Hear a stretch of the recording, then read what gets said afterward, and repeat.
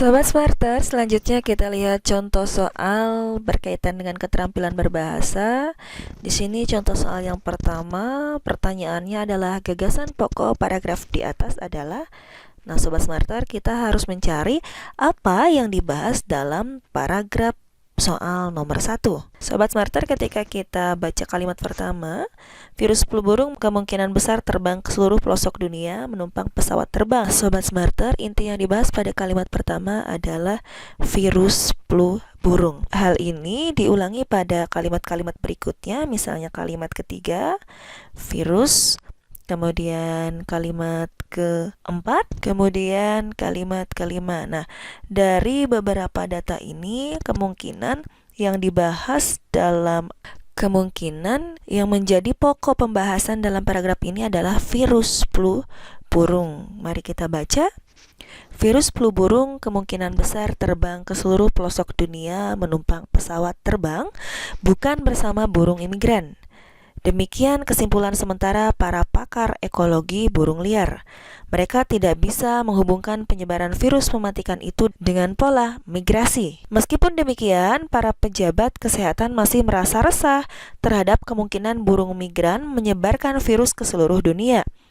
Memang banyak bukti yang menunjukkan bahwa burung migran liar memiliki peran dalam penularan virus, tetapi mereka bukanlah aktor utamanya. Bila hanya berpegang pada bukti bahwa burung liar adalah penular utama penyakit tersebut, wabah yang terjadi di seluruh dunia seharusnya lebih dramatis. Nah, Sobat Smarter, kita lihat kalimat utamanya. Kalimat utama itu terletak di bagian awal atau di bagian akhir.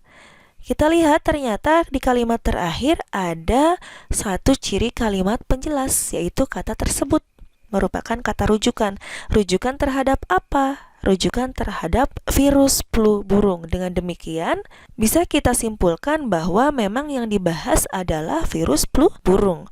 Otomatis ketika kita lihat jawaban, yang paling mungkin menjadi jawaban adalah pilihan A. Ketika kita bandingkan dengan pilihan B, gagasan pokok ini sifatnya harus umum. Sementara pada pilihan B terdapat kata itu, ini merupakan kata rujukan. Rujukan terhadap kata yang mana? Ini harus dirujuk, didukung oleh kalimat yang lain.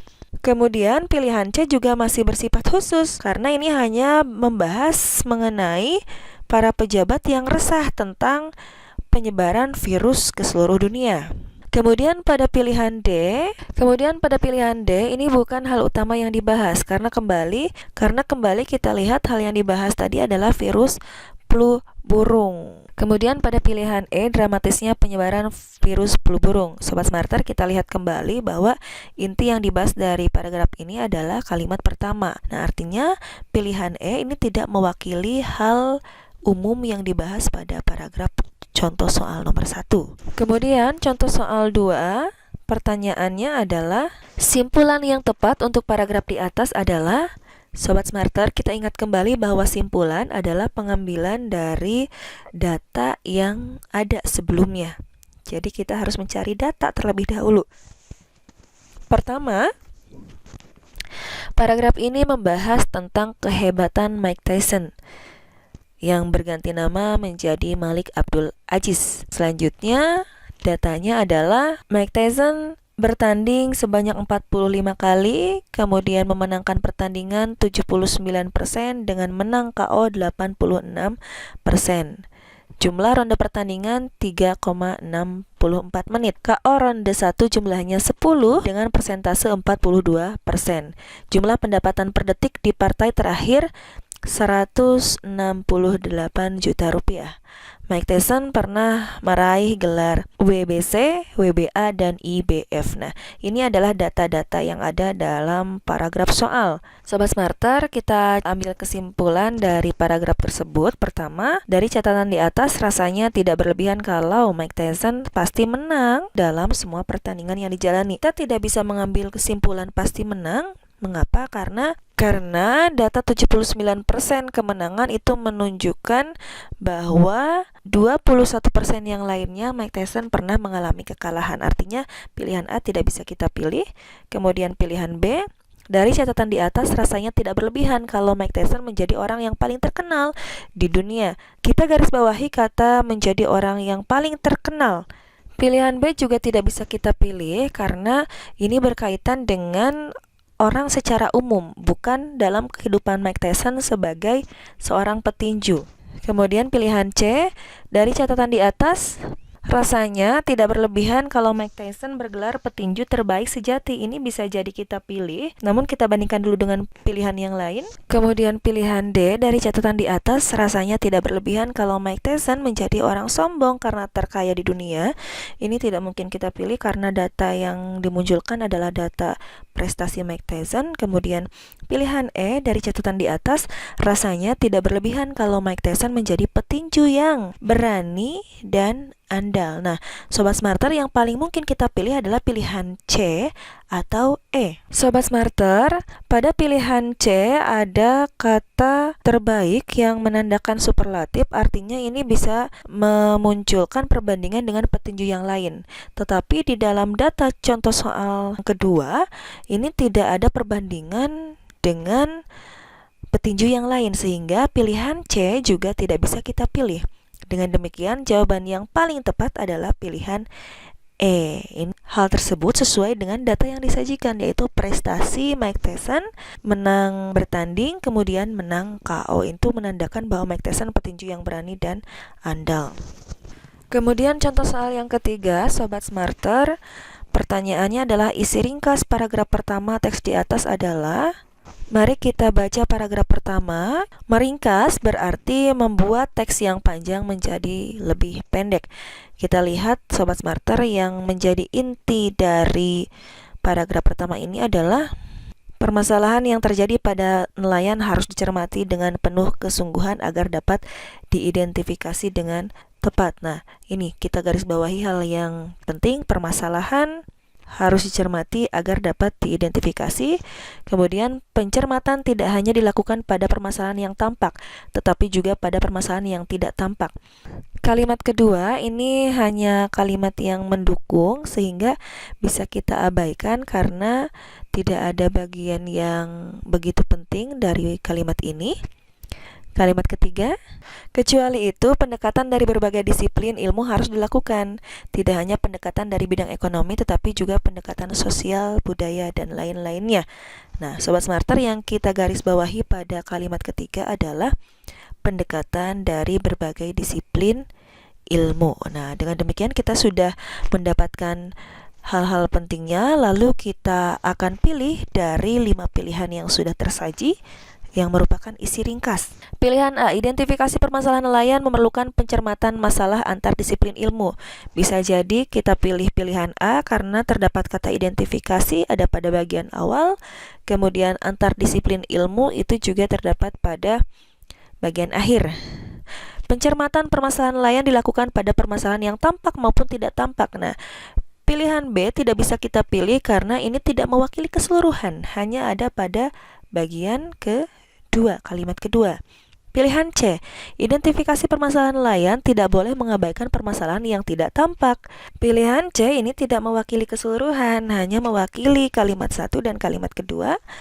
Kemudian pilihan D, pendekatan antar disiplin ilmu. Sobat Smarter, perhatikan, pendekatan antar disiplin ilmu ini terdapat pada bagian akhir, sehingga kita tidak bisa pilih pilihan D, karena yang harus diperhatikan dalam meringkas satu teks adalah urutan. Pilihan E, kecermatan identifikasi permasalahan nelayan menentukan kelayakan hidup para nelayan. Nah, kelayakan hidup para nelayan ini sama sekali tidak dibahas dalam paragraf tersebut.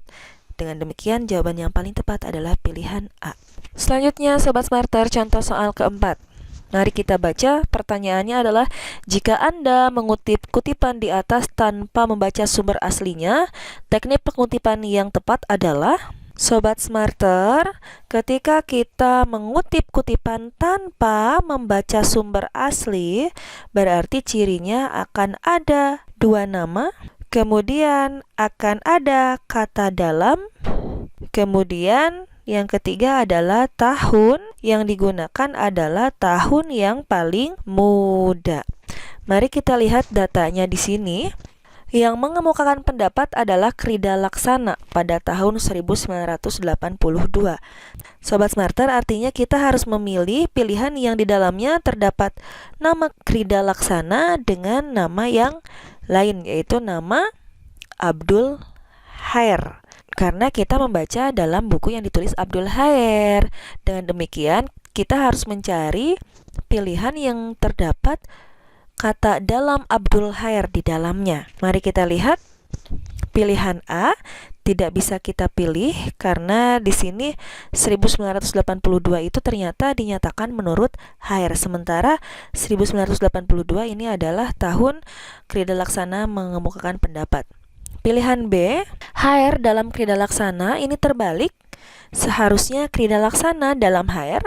Kemudian pilihan C, ini hanya ada satu nama Krida Laksana saja, padahal kita membaca pada buku yang ditulis oleh Khair, sehingga pilihan C bukan jawabannya. Pilihan D, menurut Krida Laksana dalam Khair 2009, perhatikan Sobat Smarter, yang mengemukakan pendapat adalah Krida Laksana.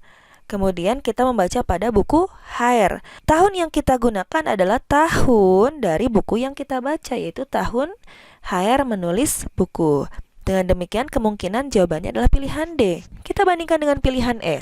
Krida Laksana menyatakan bahwa, kita lihat Sobat Smarter, tidak ada dua nama di pilihan E, sehingga jawaban yang paling tepat adalah pilihan D. Selanjutnya Sobat Smarter, contoh soal yang kelima. Pertanyaannya adalah penulisan daftar pustaka yang paling tepat. Pertama kita lihat dulu dari nama penulis Sobat Smarter, karena aturan penulisan daftar pustaka itu susunannya adalah na, ta, ju, tem, pe. Yang pertama kita harus mengurutkan nama penulis. Ketiga nama penulis ini ketika kita balik lalu kita urutkan, maka urutan yang pertama adalah harus Khair Abdul, kemudian Krida Laksana Harimurti, kemudian yang ketiga adalah Muslih Masnur. Sobat Smarter, pada pilihan A secara urutan ini sudah tepat semuanya. Tinggal kita cek aturan selanjutnya, yaitu susunannya dan aturan penulisan. Kita lihat ternyata pada pilihan A ada aturan penulisan yang salah, yaitu tanda titik 2 digunakan untuk memisahkan judul dengan tempat penerbitan, padahal seharusnya titik 2 digunakan untuk memisahkan tempat penerbitan dengan penerbit, sehingga pilihan A bukan jawabannya. Pilihan B, Abdul Khair. Sobat Smarter, sudah bisa dipastikan bahwa pilihan B bukan jawabannya karena kata Abdul Khair tidak dibalik, seharusnya Khair Abdul. Pilihan C, Sobat Smarter, ini juga sudah bisa dipastikan salah karena penulisan judul itu tidak ditebalkan, hanya miring, tidak perlu ditebalkan, sehingga pilihan C bukan jawabannya. Pilihan D dan E kita bandingkan Sobat Smarter. Secara penulisan nama semuanya sama, kemudian penulisan judul juga sama, betul dimiringkan. Kemudian Jakarta titik 2 ini sudah betul pada pilihan D, pada pilihan E Jakarta titik koma. Dengan demikian Sobat Smarter, jawaban yang paling tepat adalah pilihan D. Baik, itu saja yang dapat saya sampaikan. Semoga bermanfaat dan sampai jumpa.